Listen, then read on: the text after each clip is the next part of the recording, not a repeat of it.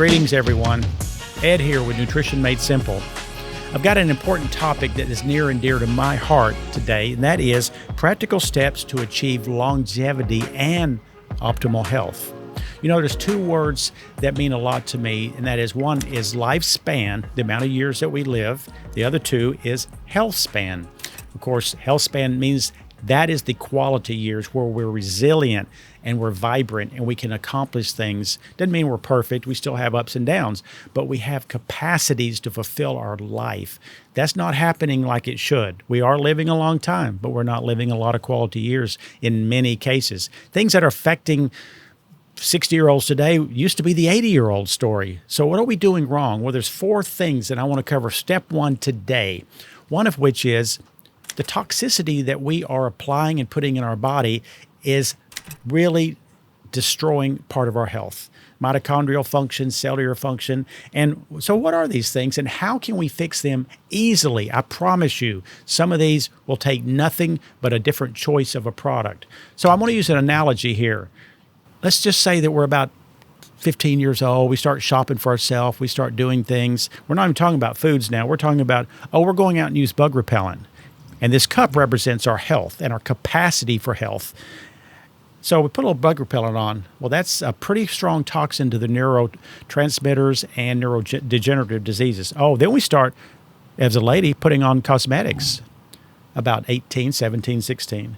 And then we're going to use the sunscreens, of which for 25 years has had benzene, which was a known toxin that now is finally being removed after this industry spoke about it for 2 decades. Thank you.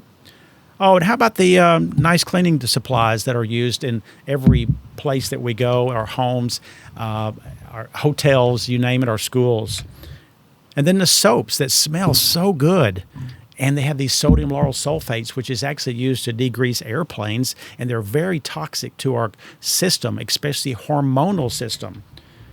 Then the hair products of the gels and the sprays that smell great and make us look better. Then what about plastics? Plastics in the environment act as almost an estrogen, and which is harmful to women and men. Heat up things with saran wrap and in the plastic containers. And you know, yoga pants, believe it or not, when you get sweaty in them, they have a toxic material. We absorb things through our skin. And you know what? We're still doing kind of all right. We haven't got to the top yet. Then we're talking about sleeping on mattresses with flame retardants in it. Oops, we're at the top. Guess what happens next? Symptoms will start occurring on any of the other chemicals, and then when that happens, it starts running over. This is where we start feeling bad. We start looking a little bit worse. We don't have the energy. We go to our doctor. And many times, because that system is fueled by pharmaceutical intervention far more than I'm comfortable, let's add a few more pharmaceuticals to it. Then we get more and more run over. The capacity for health has been reached its maximum. There's no other way the body can function because it's in survival mode. Well, you know, in 1934, Upton Sinclair, he tried his best to change the meat packing and meat processing industry because it was so unhealthy. But, as he said, it is difficult to get a man to understand something when his salary depends on him not understanding it. This gentleman here, I love to look at centenarians. This guy, 110 years old in this picture. Guess what he credited his longevity and health to? Cigarettes, whiskey, and wild, wild women. All I can tell you is we are probably not made of that gene.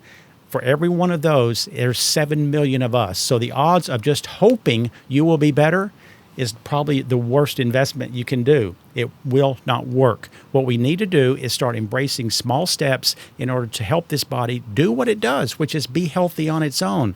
Start just replacing your soap with something natural and your toothpaste. Just those two things. Buy bug repellents the next time that does not have the harmful chemical DEET unless you have to use it for some reason. Shampoos, this and that. Furniture, do not buy brand new furniture. Get furniture that's a year or two old that's already outgassed so that we have less toxicity that's going in.